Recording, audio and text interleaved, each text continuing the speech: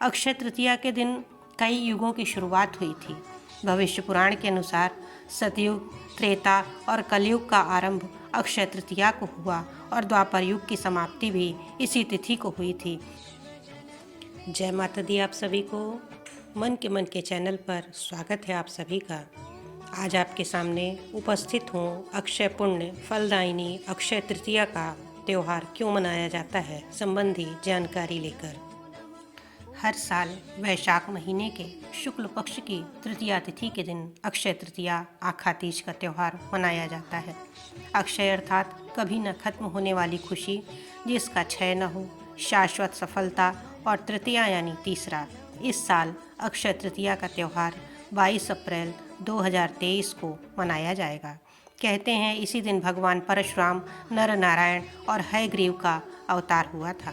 धार्मिक दृष्टि से अक्षय तृतीया का दिन धनतेरस और दीपावली के समान ही पुण्य फलदायी है।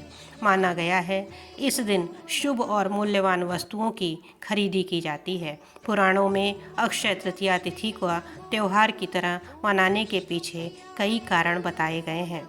आइए जानते हैं किन बड़े 5 कारणों की वजह से अक्षय तृतीया का पर्व मनाया जाता है। लेकिन इससे पहले एक अनुरोध है, यदि आपने मन के को अभी तक सब्सक्राइब नहीं किया है तो अवश्य कर लीजिएगा। अगर हमारी दी गई जानकारी आपको पसंद आए तो इसे अपने मित्रों एवं परिवारजनों के साथ शेयर करना मत भूलें। आइए जानते हैं 5 मुख्य कारण। अक्षय तृतीया के दिन कई युगों की शुरुआत हुई थी। भविष्य पुराण के अनुसार सतयुग, त्रेता और कलयुग का आरंभ अक्षय तृतीया को हुआ और द्वापर युग की समाप्ति भी इसी तिथि को हुई थी। सतयुग में भगवान विष्णु ने मत्स्य, हयग्रीव, कूर्म, वाराह और नरसिंह अवतार लिया था। वहीं अधर्म पर धर्म की जीत पाने के लिए त्रेता युग में भगवान विष्णु ने वामन, परशुराम और भगवान श्री राम के रूप में अवतार लिया। ऐसे में अक्षय तृतीया के दिन श्रीहरि के परशुराम अवतार की उपासना करने वालों को पितरों का आशीर्वाद मिलता है और इसी दिन प्राप्त आशीर्वाद बेहद तीव्र फलदायक माने जाते हैं। इस दिन पृथ्वी पर पधारी थी माँ गंगा। पुराणों के अनुसार राजा भागीरथ ने माँ गंगा को धरती पर लाने के लिए हजारों वर्ष तक कठोर तप किया था। शिवजी के आशीर्वाद और राजा भागीरथ के सफल तप की वजह से अक्षय तृतीया पर माँ गंगा पृथ्वी पर अवतरित हुई थी। कहते हैं कि इस दिन गंगा स्नान करने से पिछले 7 जन्मों के पाप धुल जाते हैं और व्यक्ति सुख को पाता है। अक्षय तृतीया तिथि पर ही 4 धाम में से एक भगवान श्री बद्रीनारायण के पट खुले थे आज के ही दिन। साथ ही मथुरा में भी श्री बांके बिहारी जी के चरणों के दर्शन कराए जाते हैं। साल भर बांके बिहारी जी के चरण वस्त्रों से ढके होते हैं। कहते हैं जो इस दिन उनके श्री चरणों के दर्शन पाता है वह स्वर्गलोक में स्थान प्राप्त करता है। पुराणों के अनुसार अन्न की दाता माने जाने वाली माता अन्नपूर्णा का जन्म भी अक्षय तृतीया के दिन हुआ था। मान्यता है कि जो इस दिन माँ अन्नपूर्णा की पूजा और धन अन्न का दान करता है उसके भंडार कभी खाली नहीं होते।